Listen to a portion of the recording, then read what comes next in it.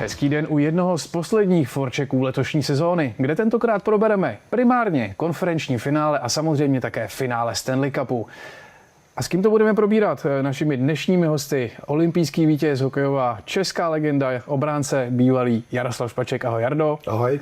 A samozřejmě novinářská legenda Lukáš Hron, redaktor webu CNN Prima News a také české mutace NHL.com. Ahoj Lukáši. Ahoj, děkuju. Kdo je pod větším tlakem? Teď hodně. Pánové, asi začneme tou sérií, která nás pravděpodobně tipuju všechny překvapila stejně. Vegas Colorado 4-0 na zápasy. Dohledával jsem si nějaká čísla. Colorado v sezóně neprohrálo ani jednou 4 zápasy v řadě. Byly to maximálně 3 a bylo to jedinkrát. Co se vlastně teďka stalo, že Golden Knights prožili takovéhle vzepětí? Legenda. No, já jsem je měl do finále v našem bracketu, ale byl jsem trošku zaskočený. Samozřejmě zranil jsem Makar, což byla asi jedna z velkých prostě mínusů pro Colorado. A myslím si, že i McKinnon prostě nebyl ve své kůži. Já si myslím, že potom i byl zraněný taky, takže už to prostě jako nebylo úplně ono. A tyhle dva hráči prostě udávali tón v těch prvních dvou sériích. Jako, hlavně bych řekl z té sérii s Minnesota, kde to potom otáčeli. A tady prostě jim trošku možná došel dech.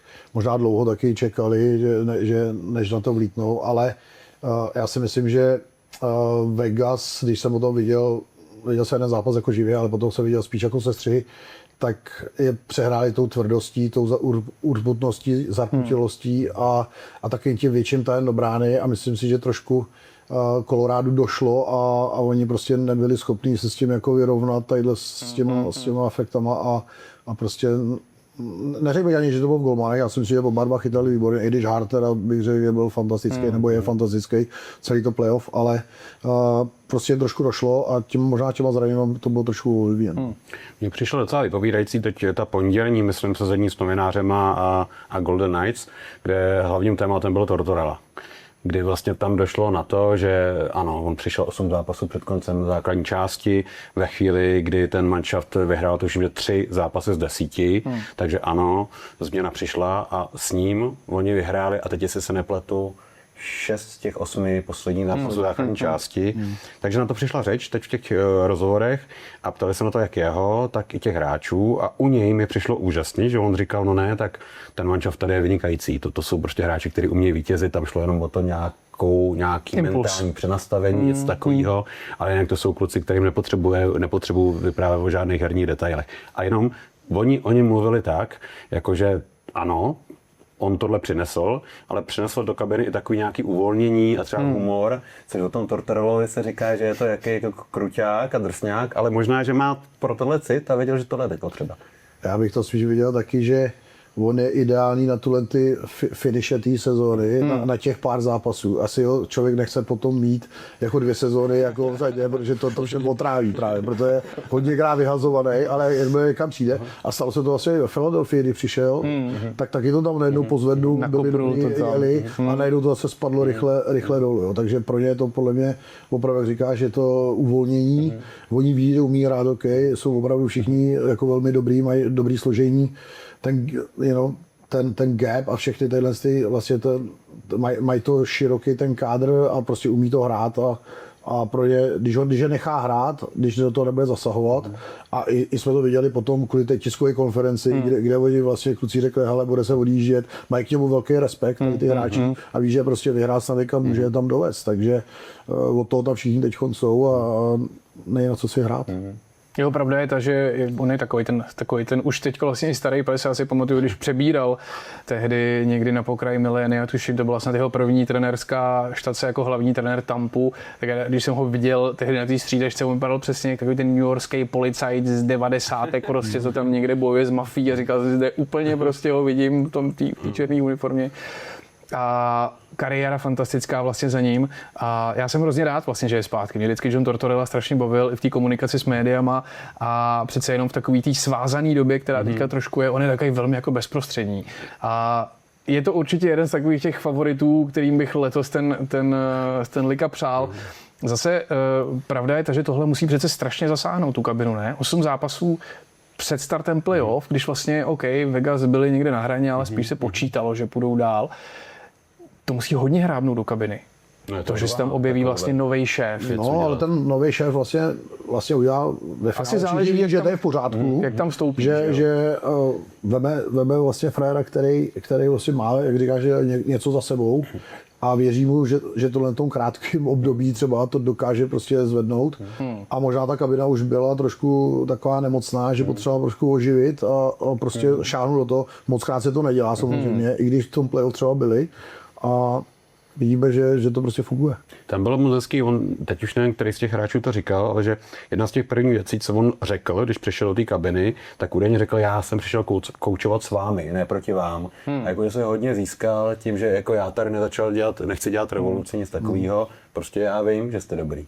Akorát tomu něco malinko chybí a zkusíme s tím něco udělat. No. Je pravda, že z toho týmu to vyždímal docela slušně. A on umí podle mě i vzít tu zodpovědnost za sebe a vzít ten stres těch hráčů, prostě dát tu vlastně všechno veme, odhodí to od toho týmu a prostě nechá je bejt a vy, jestli chcete si smlsnout, tak si smlsněte na mě normálně, ale Jako je hokejový Mourinho. kluky nechte, protože oni by vám byli zajímaví. A, To by bylo finále. a bylo by to fantastický. Ne? Mě zaujala jedna statistika, kterou jsem ještě viděl teď nedávno, že vlastně Vegas v základní hrací době vyhráli jenom 39 zápasů. A je vlastně 6 celků, který vyhráli těch utkání víc a do playoff vůbec nepostoupili. Takže je i tady tohle třeba nějaký ukazatel toho, jak obrovsky se liší třeba základní část a playoff, protože oni teda v základní části OK, nějak si tam dojeli a v playoff najednou ta mašina se vlastně rozběhla. No minimálně taky to něco svědčí o pacifické divizi, bych jako řekl. No, ale To je když už druhá. mám tuhle čepici, ale to jsem ti skočil do řeči, pravda. Ne, to je úplně v pořádku, já jsem hlavně rád, že tu čepici stále nosíš a držíš si to svoje. Dokovaď I když většina hráčů Flames už má asi suchou přípravu, tak pomalu, ale... už několik měsíců. A hodně jim možná vymění i kluby, protože nosí třepice nenosí. To je pravda. No tak se pojďme vrátit zpátky. Vrátíme se zpátky. Ale hezký fandit nějakými týmy a to je důležitý. Někam Nejsem patří, fanoušek úspěchu, to se Každopádně někdo pravděpodobně asi taky pomohl, se ukazuje William Karlsson, vlastně borec, který se zranil v říjnu a celou sezonu byl mimo, najednou přišel na playoff, ačkoliv tuším, že má sice jenom jeden úspěšný zásah a asi 5 bodů. Je i tady vlastně trošku vidět takovýto okysličení a právě já jsem četl rozhovory s hráči a i na nich bylo strašně cítit, jak on vlastně pomohl té kabině a může i tohle to nastartovat třeba ten tým, hele, vrátil se starý kámoš prostě, který už nám pomohl, jednou jsme spolu vyhráli a najednou to půjde zase o kus líp. Je to vždycky těžký, to je stejně jako s Barkovem teď, když se člověk veme. Prostě Florida bez něj byla třetinová, ani ne poloviční, ale třetinová a prostě všichni ví, že vlastně tady s tím salary capem, který je, tak prostě můžou vzít jiný hráče a on se tam vlastně vrátí potom, až když vlastně skončí základní část, naskočí do toho, každý ví, že on je výborný hráč a vlastně jim doplní ty hlavní 3 pětky, který prostě to táhnou a je to obrovská pomoc, může dát do oslabení, do přesilovek a to i pro toho trenéra potom vlastně je to obrovská pomoc vlastně, že si s tím hráčem může pomoct. Jako. Jak se tě zamlouvají Marner a Eichel? No tak já jsem Eichla jsem měl vždycky trošku jako zařazenýho, trošku někam jinam, taky jako floutek jako za mě, ale Marner, jako když jsem ho sledoval vlastně v Torontu, tak jako jeden z nejlepších prostě hráčů. Muselo jsem ulovit asi, že jo? No, to je jasný, že tam moc se chce člověk odejít, ten tlak, prostě ty kanadský týmy je to obrovský tlak, zrovna Montreal, já nevím, a i Toronto, prostě je to obrovský tlak fanoušků, médií a tady všeho kolem a když se prostě nedaří, tak pro něj je to ideální prostě odejít. Já teď čekám, kdy odejde Nylander, ale ono se to může se stát, protože jakmile vyhraje někdo, zrovna jsou to kamarádi, odejde, vyhraje se Stanley Cup, tak co budu čekat, na co budu čekat, prostě klidně si nám tu klauzuli, puste mě, já si vyberu a jdu. I se mluví vlastně o Austinu Matthewsovi, že jo, tak jako pomaličku. No, ale to je jedna věc, co jsou ti úspěšní, a pak tam byli ti neúspěšní vlastně z té série. McKinnon, Nečas, Nelson, Lehkonen měli v základní části přes 140 gólů a tady 0. 0 gólů ve 4 zápasech. Jak probudit vlastně třeba takovýhle hráče, protože mně trošku přijde, že s chudákem McKinnonem mě ho až bylo líto z té olympiády, prostě ta minutá prázdná brána a tak jako já ho považuji za jednou vůbec nejlepšího hokejistů, nejlepšího v současné době. Mě ještě oproti porovnání s ním jako s McDavidem mě baví, jak on umí prostě do těla. A teď najednou prostě takováhle facka a nedokázal se vlastně zvednout nikdo z Coloráda. Z toho nebylo něco, o čem nevíme. Jako... Může být, ale já spíš vidím, že samozřejmě, když hrajete regular season normálně, tak prostě tam jdou zápasy po sobě, hrajete pořád s někým jiným, není čas se třeba na tyhle ty hráče úplně jako připravovat. Je to nějaká příprava samozřejmě, ale není to úplně ta speciální a nemůžete úplně nasazovat ty pětky nebo ty hráče, který chcete.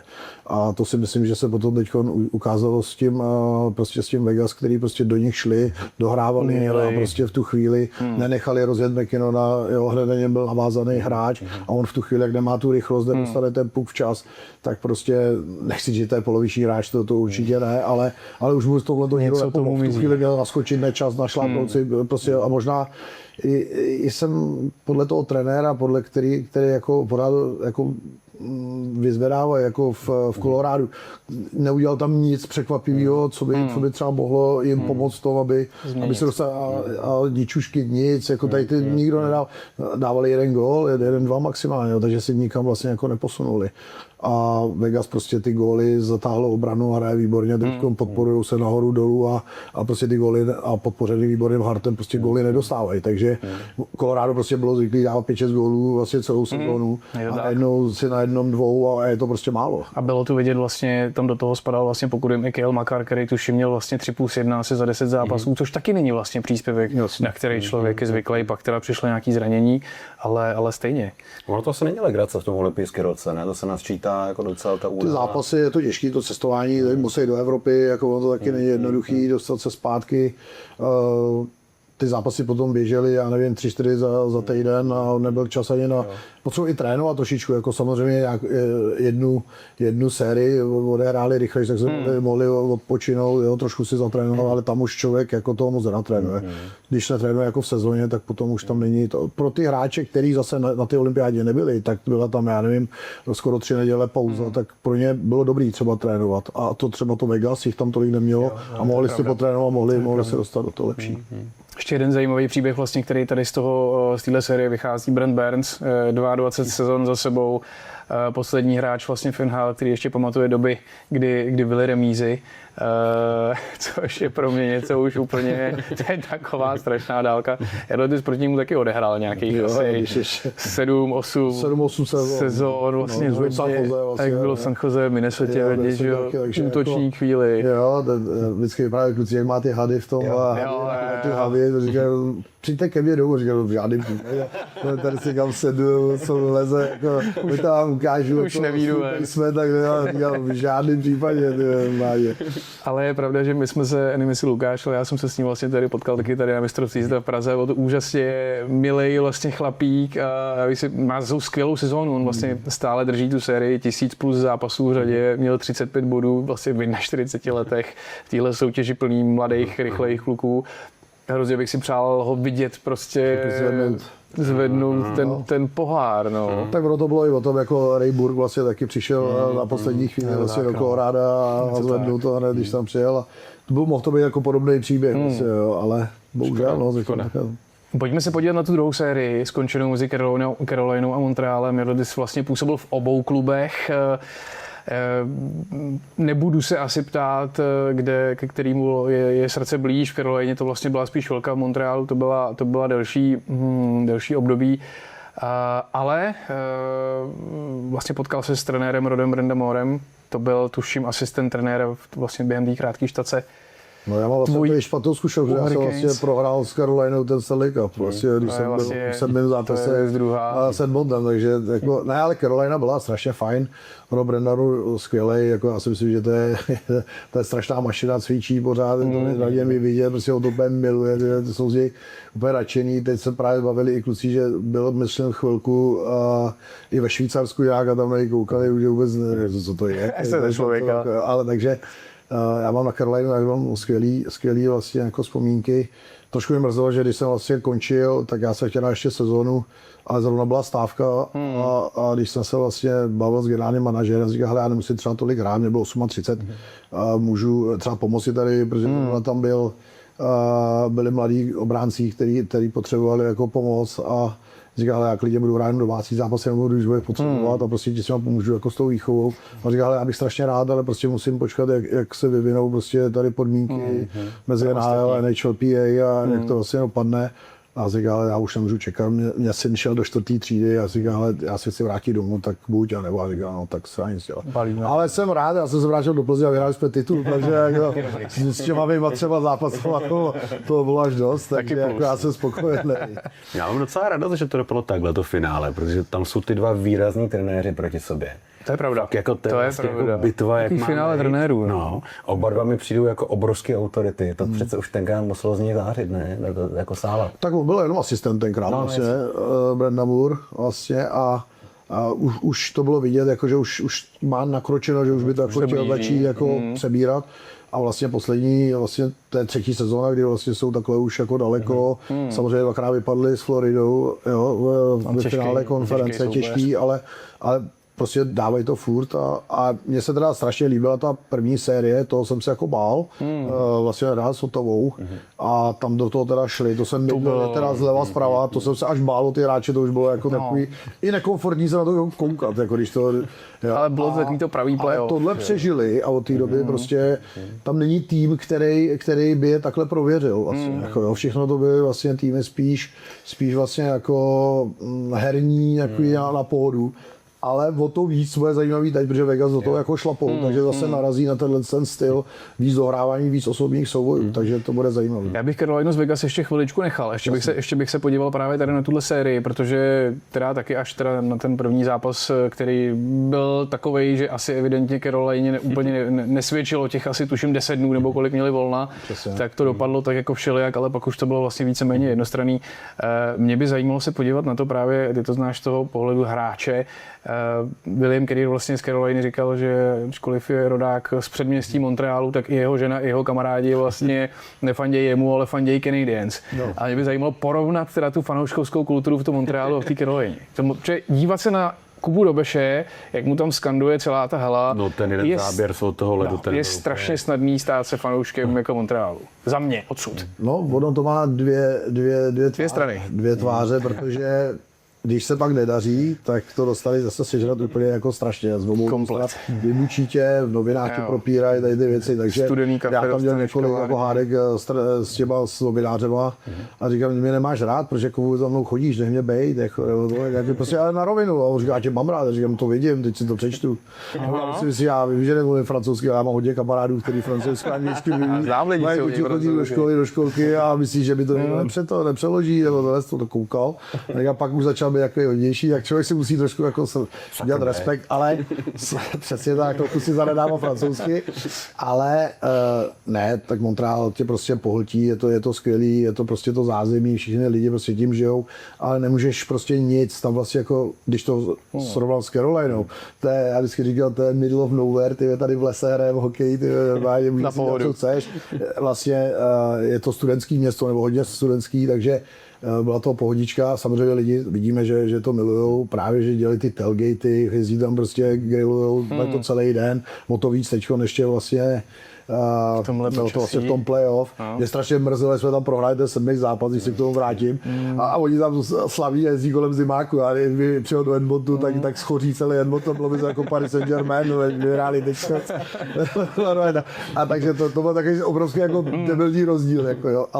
Ale Montreal potom bylo těžký, já jsem chtěl jít do restaurace s rodinou, tak ty nás zavírali prostě do salonku, abych se vůbec najet, protože jinak to bylo prostě špatně. I vlastně takhle reálně, dejme tomu, že jste třeba nebyl, nebo že jsi třeba nebyl hvězda číslo 1 toho Montrealu a stejně to bylo takhle ostrý. Úplně, no. Já jsem se prostě... jezdit ke škole třeba, nebo jako protože člověk jej bojí třeba o svý děti, nebo prostě je to jako říkám, nic se nestalo, ale to byla soukromá škola, ale stejně to prostě jede, musí se vyzvednout, o to učitelky pak dávali větší třeba pozor, ty věci jako, na jednu stranu je to super, krásný, ale pak jako člověk, když si uvědomí, co se jako může stát, to prostě, že ty lidi jsou jako opravdu, to jsou fanatici. Takže když se vyhrávalo, děti dostávaly jedničky, jo? Bombony a lízátka, když se to hrálo, tak všichni to chtějí rozebírat, ne, to opravdu tam se nedá nikde pořád. My měli vlastně security chlapa, který stál u garáže, my jsme zajížděli, ten otevřel, ne, a prostě zajednal, tam nikdo nepustí tě, prostě, takže jako, je to ale skvělý, já jsem strašně rád, že jsem si prostě tam zahrál jsem si vlastně v Chicagu za Original Six, co se ti jako jen tak jako nepovede a bylo to parádní. Jako. Na to ta Carolina samozřejmě krásný, pohoda, klid, žabky, když už potom je teplo, bylo to fajnový, ale je to tam takový jako jeden novinář, dva novináři, tam 20-30 jako každý den, jo, takže zase tam tě nechají jako bejt a tam si to jako můžeš užít. Teď samozřejmě je blázinec zase, jo, ale během té sezóny si myslím, že je to jako víc pohodovější. Klidný místo. Líbilo se mi hrozně, jak neuvěřitelně vyrostla vlastně hvězda Kuby Dobeše a jak on rost mi přišlo z důležitostí těch zápasů. Jo, nepamatuju si, že by měl vyloženě nějaký kicks, že jasně propad mu tam tuším jednou nějaký puk, někdo byl by od mantinelu, ale že by vyloženě měl nějaký slabý chvíle.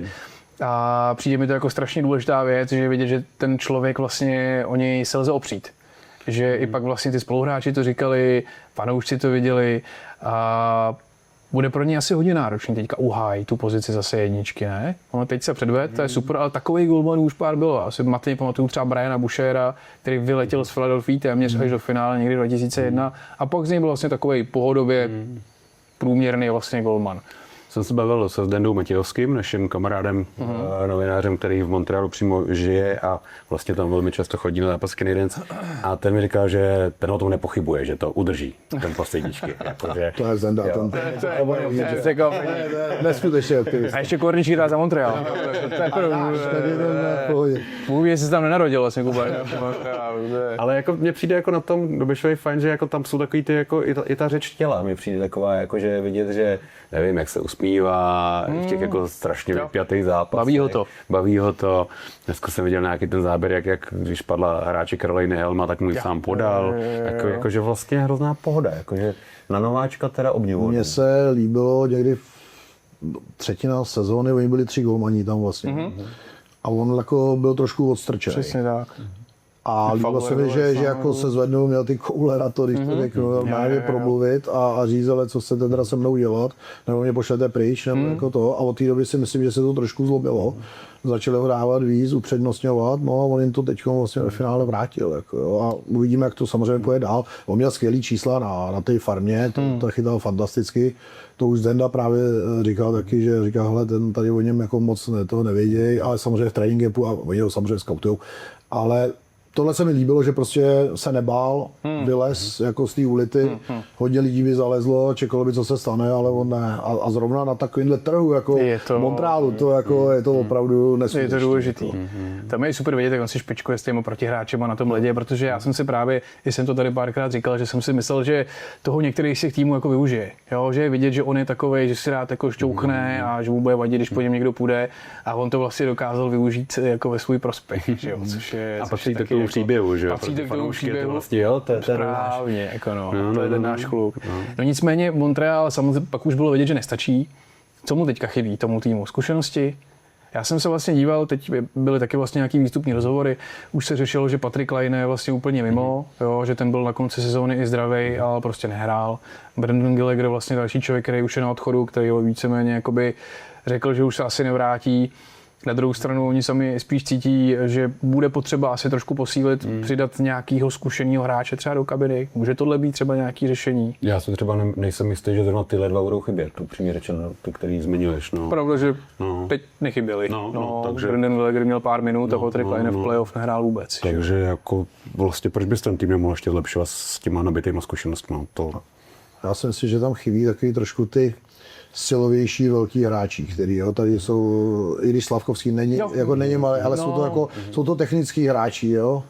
a Josh Anderson byl vidět, jak mu to jde, jako, že jo, jo. je to takový prostě ten Danilo teďko, jo, nebo jo, ale nejsou to ty hráči, který jako je Stone, jako teďko třeba, jo, a prostě takovýhle hráči, nebo Thompson třeba, nebo jo, tadyhle si, který prostě za to dokážou vzít a bylo strašně vidět, že oni prohrávali ty souboje na těch mantinelech a nedokázali se dostat z tý, jako obránci byli pod obrovským tlakem a oni vlastně nedokázali pomoct v tom, aby se za první dostali ven a za druhý udržet se třeba potom v tom útočném pásmu, jo, je prostě takový hračičkové, jo, za mě trošičku moc, ale to může fungovat chvilku, ale ne tady proti takovýmhle týmu. A myslím si, že se hodně vyždívali v té sérii s Tampou, kde jako těch 7 zápasů jako, to bylo vidět. Řekl bych, že to neudělali, já jsem si jako myslel, že to neudělají, ale udělali to. To bylo zajímavý, venku doma.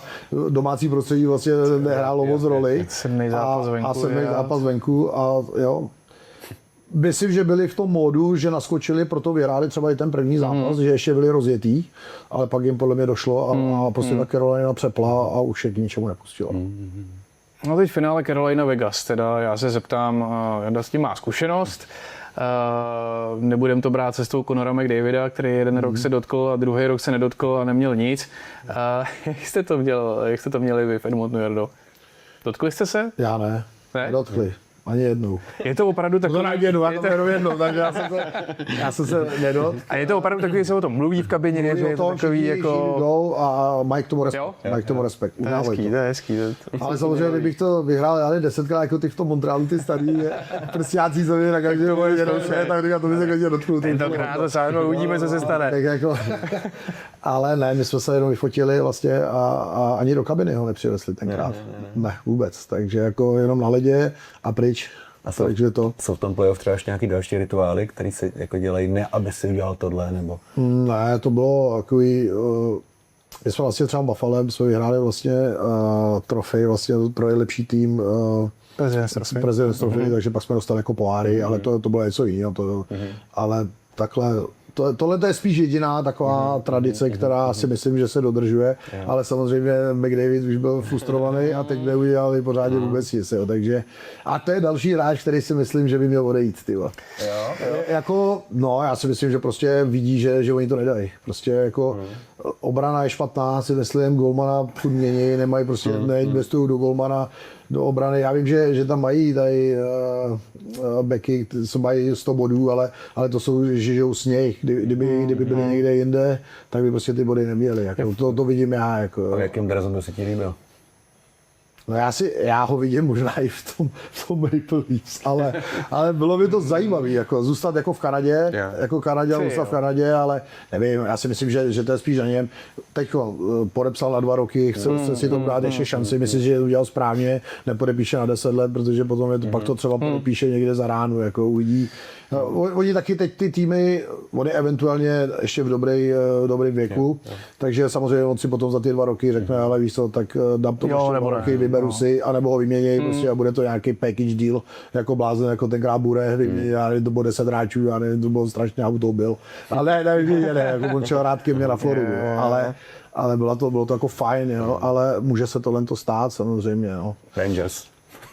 Já ho vidím. No, před 20 lety by se to stalo. To jako až kdyby s Messierem. Ano, přesně tak.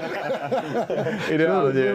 No, ne, jako tam, já si myslím, že týmu bude jako víc, jako, jo, ale bude to, aby věřil tomu. Vyhrála obrana Goldman, já si myslím, samozřejmě útok je to, ale oni to prostě nemají. A 2 roky po sobě se to potvrdilo, nebo i teď 3. rok ještě o to víc. Jako.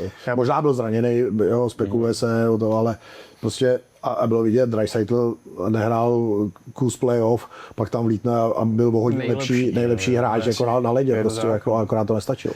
Je fakt, že já být McDavid nebo Draisaitl, tak jsem primárně kyselý, že neustále nemáme prostě brankářskou jedničku. No, to je vlastně což vlastně je věc taková, ale zase to jsme maličko ještě odbočili od toho finále, ale tam se to taky bude hodně odehrávat asi na tom brankářském poli Frederik Andersen versus Carter Hart, taky taková zajímavá vlastně dvojice, dva úplně odlišný příběhy a mě Carter Hart maličko připomíná tu cestu vlastně Edina Hilla, který vychytal Vegas Stanley Cup vlastně, nevím kolik to je, 2-3 roky zpátky. Takový vlastně, jasně, Hart měl nějak narýsovanou tu kariéru, nějak se zasekla, teď se ale vrátil a vlastně člověk neví úplně, co čekat a najednou vlastně chytá skvěle.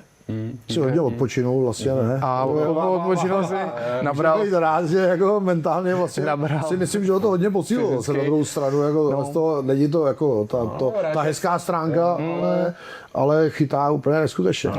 Se hned měl se zdravotní trable, další věc. To je pravda. Jako, Tak. A stejně si zase No. vyšvihnul, že ho Takže nahoru. asi ta psychika, jako musí být psychicky silný takový. Ale ty lidi se postavili za něj, jako když to řeknou, drží a on to drží a vrací jim to zpátky, takže tam není o tom, samozřejmě teď je ta sportovní stránka, a lidská je někde jinde. U toho Andersena mě spíš, že se připadá jako zajímavý, věděli jste to taky na kous, já mám trošku taky ten pocit, při vší úctě ani vlastně Ottawa, ani Philadelphia, ani Montreal se síle vlastně Vegas nemůžou rovnat. Jo, Andersen doteďka tady trhá rekordy a sbírá shoutouty, ale zase přesně bylo to vidět tady v sérii s Montrealem, tak vlastně na Kubu Doberše šlo takřka jednou tolik střel než na Andersena. A teď najednou přijde vlastně úplně jiná útočná síla a tohle Myslím si, taky že může být bude ten na něj faktor. obrovský tlak ty první 2 zápasy doma. To 100%. Protože chvilku si odpočinou samozřejmě to, ale přijde opravdu, jak říkáš, úplně jiný mančaft, který prostě jde do brány, tlačí se tam 2-3 hráčema, prostě tam je obrovský tlak. Když vidíme Hetlíka, co tam dělá na brankovišti, tak je to, a tohle to prostě tam nikdo nedělal. Všichni hráli kolem dokola a nikdy tam nebyly takovýhle závady třeba kolem té brány, jako na Vegas. A já si ještě říct jednu věc, teď když člověk to sleduje, tak kolik gólů vlastně, gólmani jsou tak dobrý, že oni tu první, druhou střelu ještě, ale vy teď vidíte ty góly, jak to vlastně schválně střílejí vedle, střílejí to do těch hráčů a jsou ty odražení, že ten gólman vlastně to nemá vlastně šanci s tím, jo, všechno lítá vedle, jako vedle brány, jako, nebo vedle gólmana vlastně, když to řekl. A Ten musí být oni připravený. prostě musí být naštvaný, já chytnu všechno, ale tohle to prostě nechytnu, no, takže jsou to zajímavý a bylo to vidět, že Minnesota dělala, jo, no přijde teďko prostě do bruslí, do toho, do chráničů a ty góly prostě padají za golmanem vlastně, jo. A nebo jsou to opravdu střely, že to vymetou, to pak je těžké. Pravda. Umí to. Je to jiný. Je to tak. Ty hokejky naše dřevění, co jsme mývali, ty už moc nefungují, ale tady to teď, když to vidím, jak se ohnou a vidíte, jak se prohná, jak to od toho odletí, tak je to úplně A jaký skuly trefujou že jo, mezi to trénuje, se to zdá, to prostě trénují. No. Tak když jsi zmínil toho Hertla, tak jaký máš z ní dojem v playoff? Tak Tomáš je takový těžkopádnější hráč, jo? Je těžší, ale třeba takový kolem brány fantastický, musí dobře pokryt puk, vyhrává tyhle ty souboje. On dobře čte hru, i když to odskočí třeba ten puk někam, tak on si to udělá ty 2 kroky a pokraje si to tím tělem na tom malém břišti. Na velkém břišti se vůbec nedokážu představit, protože to je pro něj by bylo jako, to je prostě zabijárna. Ale tady on to prostě umí, ví kam se postavit, odskočí si třeba ty 2 kroky a tam to všechno je prostě Marner, tady ty kluci, všechno žabka a prostě střela, tlak do brány a on v tomhle, já si myslím, že je jeden z nejlepších v tom předbrankovém prostoru v NHL. Tam je, no, jak jsi řekl teď Marner Žabka, jsi říkal Boris Žabka. Boris Žabka, ten je z jinýho šuplíčku zase. Ale u té Caroliny mě ještě strašně fascinuje jejich vlastně taková jako nenápadnost. Protože když bych chtěl bleskově teď jako říct jedno jméno, tak než jako vlastně přijdu na nějakou echtovní... Stamkoven. Za mě trade vlastně za Rantánena, že jo? Za Rantánena, tak si myslím, že to, co dali vlastně, to, co dal Dallas, já si myslím, že jako Stamkoven je úplně někde jinde teď. Jako s Holem a s Blakem fungují úplně neskutečně. Přesně. Jo? A je to taková... Taylor Hall taky to je vlastně taková druhá varianta trošku jako Brenta Burnse, že jo? Ten si jde pro ten, je to teďka, co jsem si tuším díval, hráč, který aktuálně tady vlastně z těch finalistů má nejvíc odehraných zápasů bez Stanley Cupu, druhý teda je Tomáš Hertl. A je to taky zase takový ten přesně rejburkovský příběh, že jo, maličko, že on vlastně se konečně dostává někam jakoby nahoru. Ale nečekal jsem, že zrovna tihle 3 jako se takhle vyšvihnou a tu Carolinu takhle potáhnou. Takže... Tak o tom Taylor Hallovi jsme tady mluvili, myslím, že v minule nebo předminule, takže nechtěl bych se opakovat, ale ten jeho příběh je samozřejmě jako strašně zajímavý, jak v jednu chvíli držíš tu trofej, seš za úplnýho boha a pak jednou pár sezonů super pryč. Přesně tak. No. Tu stojí. Rychle zapomenutý. Z ničeho nic. Takže já vlastně tuhle pohádku mám moc rád, mě se tady líbí, když najednou jako se bude nahoře. Dobře, já bych ještě maličko nakousnul mistrovství světa, který je za náma, ale co finálový tip? Já věřím Vegas. A jak to vidíte vy? No, takhle. Já měl ve svém bracketu, že vyhraje Carolina, ale měl jsem ho jít proti Coloradu. Já jsem měl Colorado bracketu, podle mě, no. Já měl takhle a že vyhraje Carolina, ale teď samozřejmě já si myslím, že vyhraje Vegas. Ukáž, rozsypne to. No, asi bych to podepsal, no. To na Calgary. No, výborně. 27. Ne, tak no. nedovolím si jít proti tobě. Takže Ne, to můžeme nějakou sásku, že to nedělá. Ale ne, jako já si myslím, že tu sílu toho manšaftu, ten depth, prostě to vnitřní je teď, myslím, že trošku na straně toho Vegas, ale je to o tom, oni se moc nepotkávají. To je taky, kdyby jsme viděli trošku srovnání, jo, že si spolu zahrajou už 4 zápasy třeba v sezóně. Může to sednout. Už zahrajou jednou, možná 2krát a prostě to se nedá, to měřítko tam takhle není. A prostě Vegas to umí, myslím, to playoff, to je takový matchup, který... Ale teď ta Carolina tam je po třetí za sebou vlastně jako takhle daleko. Teď úplně vlastně nejdál a uvidíme, no. no, tak jsme se vlastně Já si myslím, bude to řežba a věřím, jako ustáli to, překvapili mě s tou Ottawou, Carolina, a teď věřím, že na to vlítou. Umí dávat góly, mají tam taky 3 liny, mají skvělého kapitána, když to řeknu. Mají zkušenosti. Už to vyhráli, nebo on už to vyhrál, takže jako bude to zajímavé a bude to souboj brankářů. No.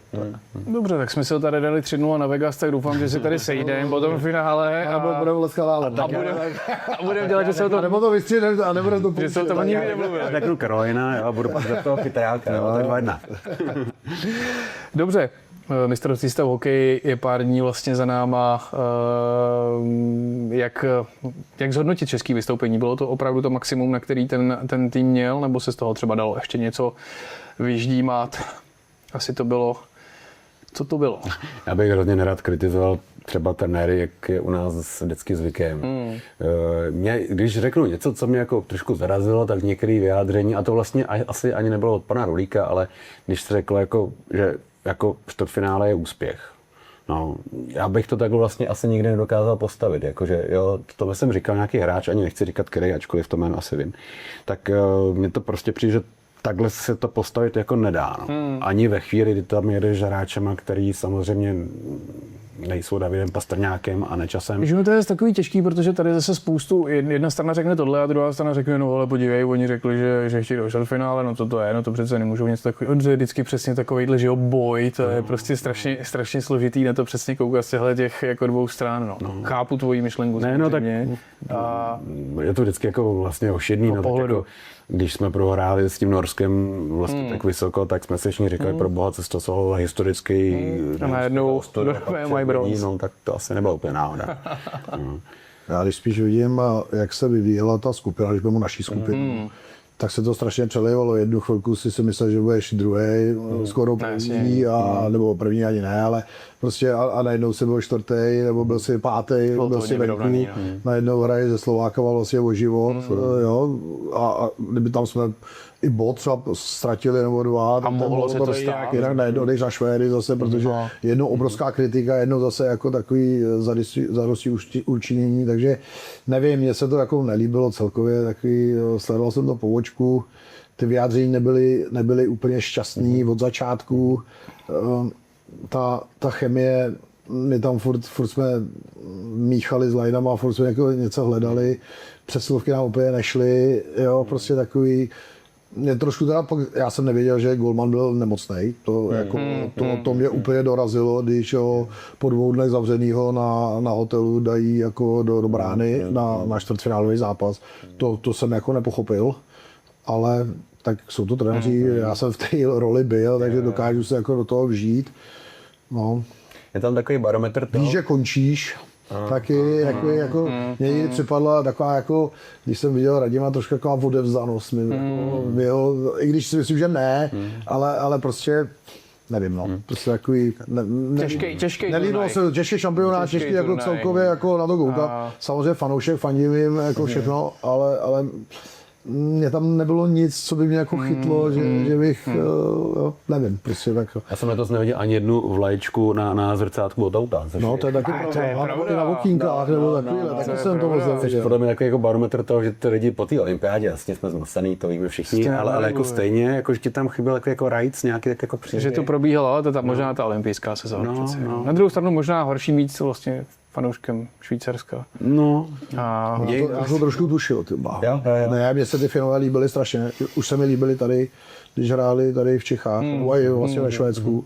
Se mi líbily, mě je to dobře poskládaný, samozřejmě tam je mraky hráčů NHL, ten trenér v pohodě, v klidu, normálně, ty si to řídil, Barkov, vlastně jsme se o tom bavili a prostě šlapalo to, ty hráli perfektně. dobře složený tým. Mrzí mi to za Švýcary samozřejmě, protože si to jako, 3 finále. já bych jim to přál doma, aby to už jako dotáhli tohle z toho. Ale prostě nedají gól, no, to je vlastně nedali gól 3 šampionáty. Bohužel je to tak, no. a brankář, že jo, s takovým brankářem, pan jo, to teda jako Giannoni. To bolestivý stříbra. No. Jednou Niederreiter jsem viděl, jich má 5, to je opravdu, to je teda To je edice. To je edice. Dobře, pánové, čas se nám úplně krásně pokrátil až tam, kam jsme potřebovali. Já vám moc děkuji za všechny vaše postřehy a za návštěvu. S našimi diváky, posluchači se těším a ve chvíli, kdy už budeme vědět, kdo je čerstvým vítězem Stanley Cupu. Naschledanou. Naschledanou.